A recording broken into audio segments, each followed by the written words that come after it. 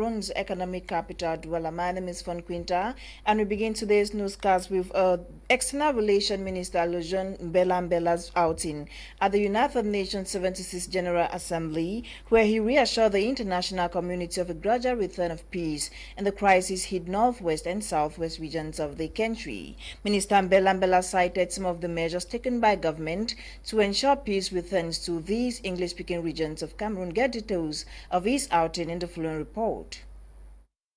Nous poursuivons nos efforts dans nos régions du nord-ouest et du sud-ouest pour mettre fin aux tensions sociopolitiques qui sont entretenues par des groupes armés. These are the words of Lejeune Mbela, Minister of External Relations of Cameroon, reassuring the United Nations 76th General Assembly of a gradual return of peace in the crisis-hit northwest and southwest regions of Cameroon. Minister Mbela states government is continuing efforts to put an end to the socio-political tensions fueled by armed groups in the regions. He cited, Nous avons mis en place un important We have set up a compromising mechanism comprising of a disarmament, demobilization and reintegration program, humanitarian assistance plan, a reconstruction plan for those two regions, a national commission on the promotion of bilingualism and multiculturalism, a special status conferring on the two regions in question, that is, a regional assembly, a house of chiefs, a regional executive board, and public independent conciliators.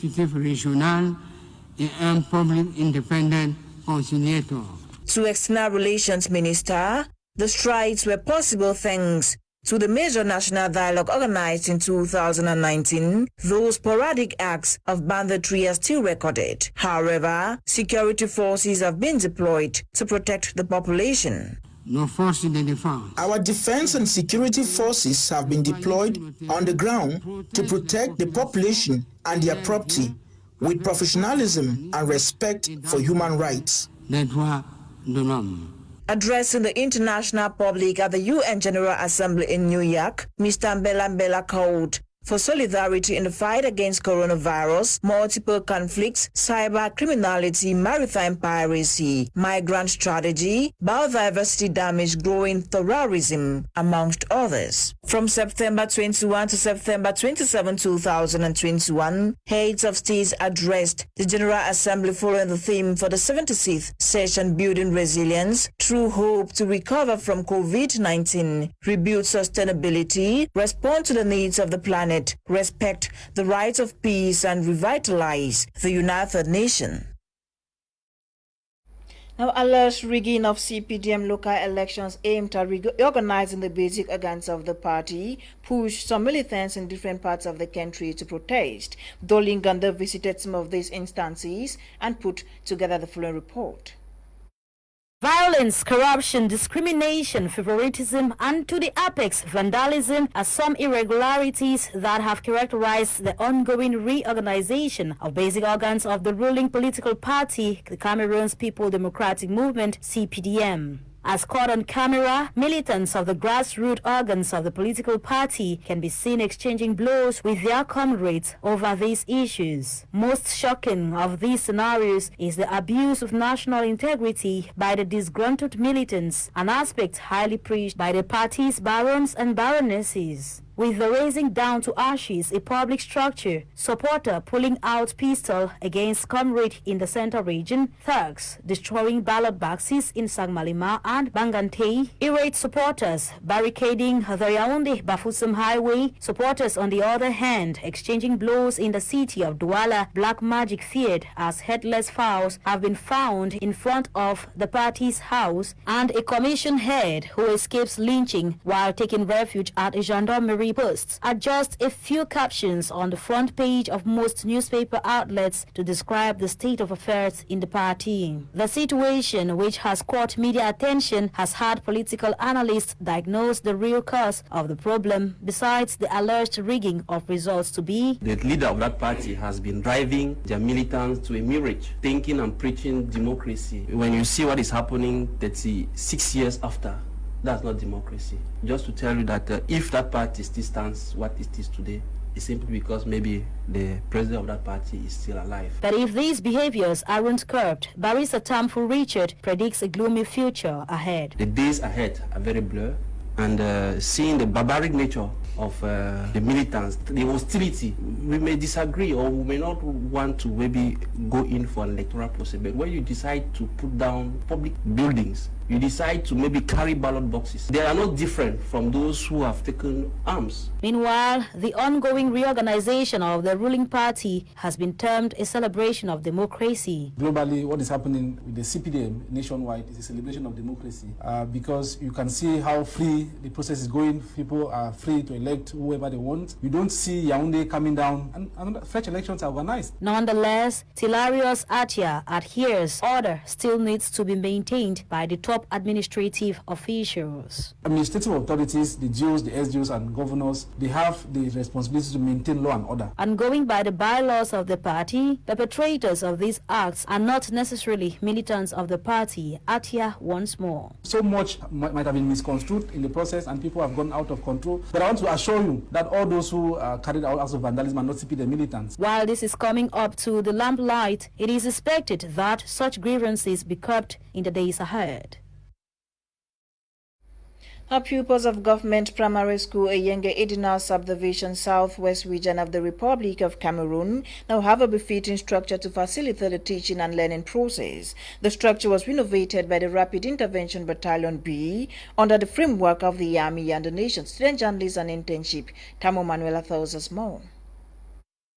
The dilapidated nature of some schools in the Southwest Region of Cameroon, coupled with parents' uncertainty whether to send their children to school or not, is now a thing of the past. One of these dilapidated structures, Government Primary School in Eyenge Edina, has just been given a facelift by the Rapid Intervention Battalion B. Here, the headmaster of the school, Vincent Quenty, expresses his joy after receiving the new classrooms. Before the B coming to our age, this school was an eyesore. With this clean environment, the children can study well. Aside from the rehabilitation exercise, the B forces handed didactic materials to the pupils and stationaries to the school's administration. We involve the population to send their children to school. We know that if the school are good, people will send their kids to the school. During this occasion, the divisional officer of West Coast encouraged parents to send their children to school despite some security challenges plaguing the area. The humanitarian gesture carried out by the Rapid Intervention Battalion has finally revived the school. Accounting and Management Group FK and Partners has partnered with the College of Different Accountants in a joint business venture. The partnership agreement, which is intended to solidify the group's progress in the international market, was signed today, September 3rd, in Cameroon's economic capital, Douala Jangang, with details.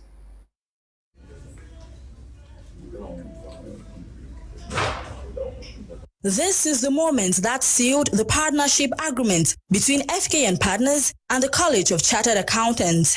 The structure, which has already marked its intercontinental ambition through major and concrete projects, particularly telecommunications, industry, finance, real estate, distribution sectors, and many more. FK and Partners, FK and Partners is an ideal and ambitious and a vision of economic operators in Africa. We desire to spread our influence across CIMAC to other parts of the continent, reason why we partnered with experienced accounting experts.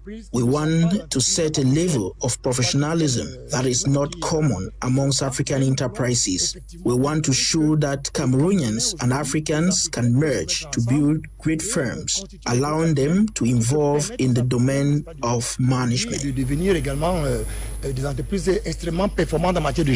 With its vision already established in Central Africa and other major parts of the continent, FK and Partners Group sees this strategic partnership as an opportunity to fully achieve its goals and objectives in the international scene. Today, we are here to sign a very major partnership. Like I said before, FK and Partners is a group, And in order for us to deliver the best, we need to have the best resources. That is why we are here today to sign this partnership with a group of experts. For the time being, we are daring into projects, but not limited to, the domain of telecommunications. We are also in real estate. We are in industry. We are equally in, in expertise, like you've seen. We have expertise, consulting. We have also engineering and management. So everything or every project that revolves around these pillars of FK, we dare into them. So this partnership is going to equip FK and partners, with the resources or with the skills that are necessary to deliver state-of-the-art, solutions to problems pertaining in these domains. The joint business venture with the experts in accounting, finance, and consulting will go a long way to solidify its progress in these domains. Nous venons de signer un partenariat avec FK and Partners. We have just signed with FK and Partners as the chartered accountants that we are. We are 4 associates, and we hope to bring in our technical expertise, which is at the basis of our profession. This is in the domains of audit in general, management, consulting, organization, and other departments. Together with FK and Partners, we can build a great firm in the African continent. Camerounaise, Afrique centrale, africaine. FK and Partners Group equally extends its feet to several other sectors, including audit and accounting, finance, wealth management, as well as consulting and engineering. Now, the 8th edition of the Impact Talks by Go Ahead Africa took place at the GCAM headquarters in Douala yesterday, September 29, 2021. The event brought together about 100 leaders, managers, and professionals. Eileen Sama attended the event and put together the following. The event, which lasted 2 hours 30 minutes, holding at the GCAM office in Bonanjo, offered another unique opportunity for young Cameroonian entrepreneurs and professionals to update their leadership skills on speaking in public, relating it to achieving success in their diverse fields of work. This 8th edition, which had as theme, How to Master Public Speaking, was attended by nearly 100 leaders, managers, and professionals. Roland Kwemin, leadership coach and trainer, facilitated the event with mastery on the content of the session, which were, among others, definition concepts, the different frameworks of public speaking, methods of public speaking, improvised speaking tips, storytelling, and mistakes to avoid when speaking in public. La raison profonde d'une prise de parole, d'une présentation, c'est dit. We can engage in a discussion maybe because we want to convince. We can engage in a discussion because we want to inform.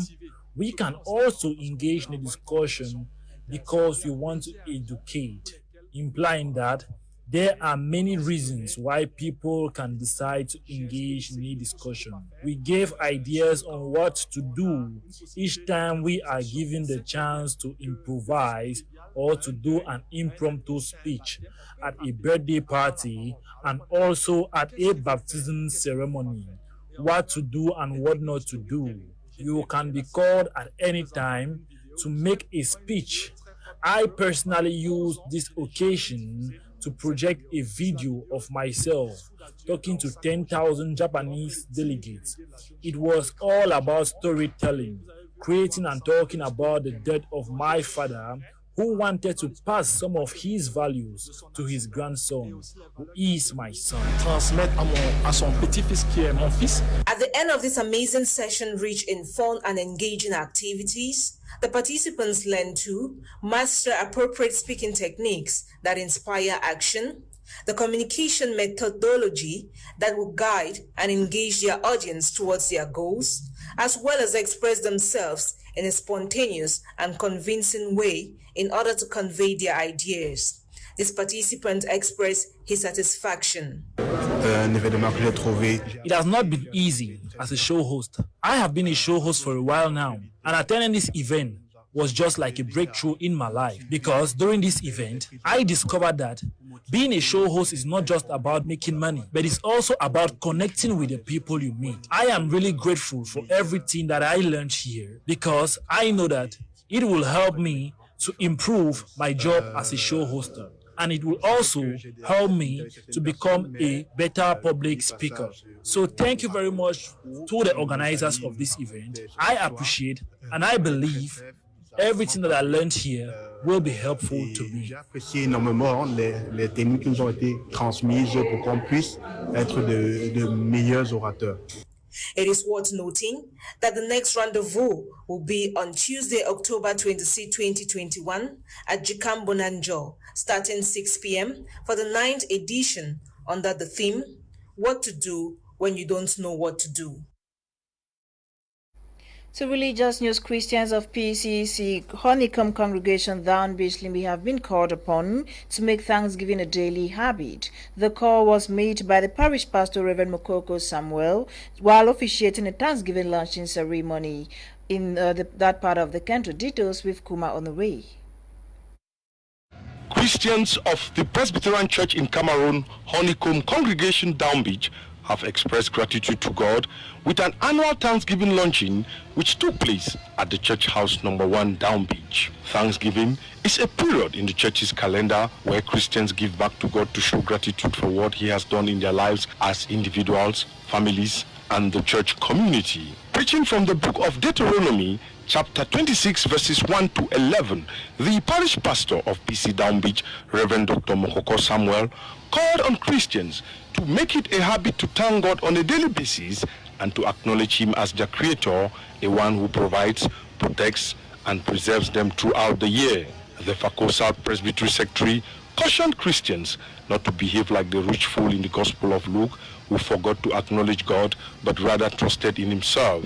On her part, the chairlady of the Harvest Committee, Madame Asukwa Delphine, thanked God for the Honeycomb Congregation as she coined it to be a land flowing with honey and milk. She regretted the fact that Christians in other areas are being shot dead in churches, others gasping for oxygen in the hospital, and many rendered homeless with no food to eat. The theme is harvest of gratitude, and the answer for the land flowing with milk and honey.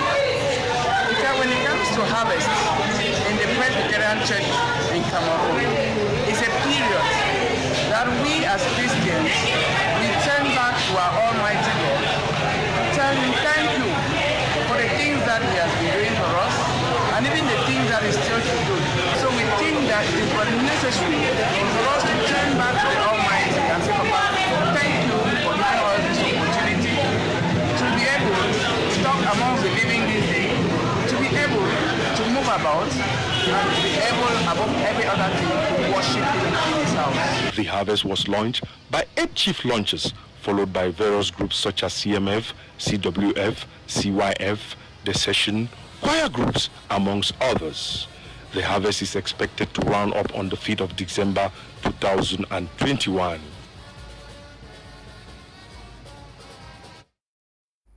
Still ahead, a simulation exercise has been carried out by the Cameroonian Defense Forces to demonstrate their readiness to combat any possible terrorist threats during the upcoming Afghan competitions slated for January 2022. NOLINGA Day completes the story.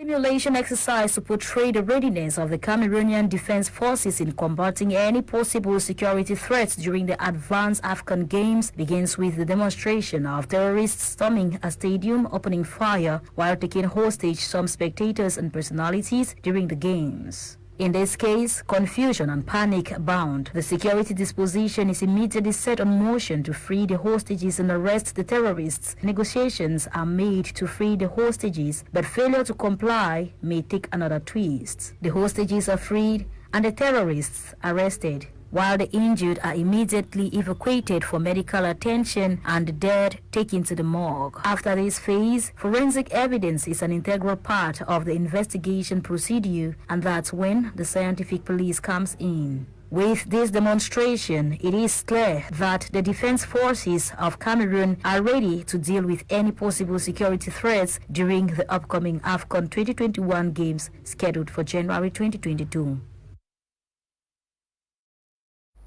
To sports, student journalist and internship Zile Emmanuel revisits the Elite 1 and 2 Championship competition played at the Japoma Omnisport Stadium yesterday, September 29. His report.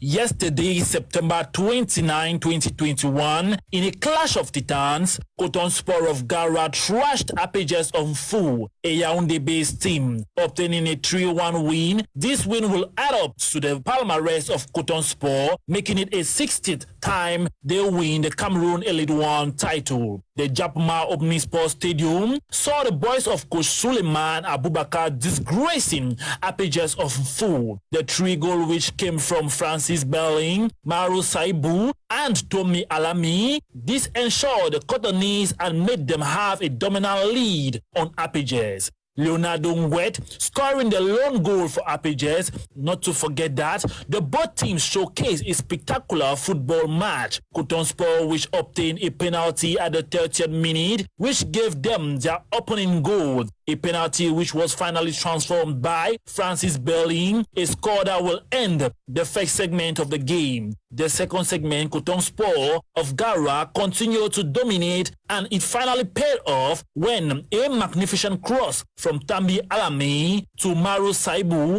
scoring at the 51st minute, making it 2-0. And the last nail on Apaches' coffin came when Tambi Alami benefited from the defensive mistake by Apaches' backline at the 59th minute to make it 3-0. Some minutes later, Leonard Ngwet could finally score 1 goal for his side, a wonderful goal, but this one came too late for Apaches. The boys of coach Eman Dongo will have to wait for their next season. On the other hand, Racing Club of Bafoussam won the early 2 finals under a struggling 3-2 win against Ofta of Kribi. A match will also took place at the Japoma Omnisport Stadium, saw the Giants of the West returning to where they belong in a grand style. Sending them to the Elite 1, the teammates of Frank Dimitri had to give all they had in order to win this final, obtaining a victory over Ofta of Kribi, who will have to wait another season to still try the law. And on our international page, Nora Kakabi visited some countries and put together the following striking stories. Her report.